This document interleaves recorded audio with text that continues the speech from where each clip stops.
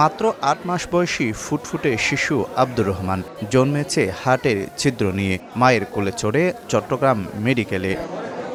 তার মতো জন্মগত সমস্যা নিয়ে চট্টগ্রাম মেডিকেলে এসেছে কয়েকশো শিশু। তাদের লক্ষণ বারবার পায়খানা, ওজন কমা, কান্নাকাটি ও শ্বাসকষ্ট।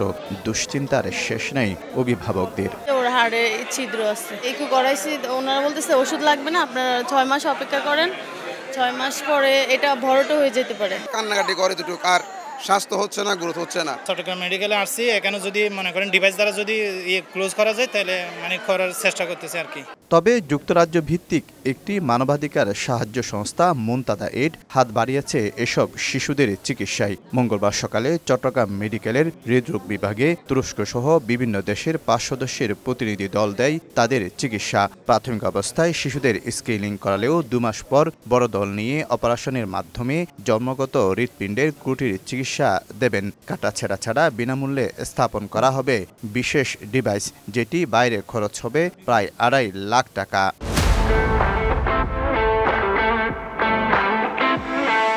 ফাইনাল স্ক্রিনিং করার পরে যে কয়জন নির্বাচিত হবেন ওনারা সেপ্টেম্বরে এসে এইগুলি ডিভাইস ক্লোজার করবেন। প্রাথমিকভাবে 300 শিশুকে চিকিৎসা দেওয়া হলেও আবেদন করেছেন 5 থেকে 600-র বেশি শিশু।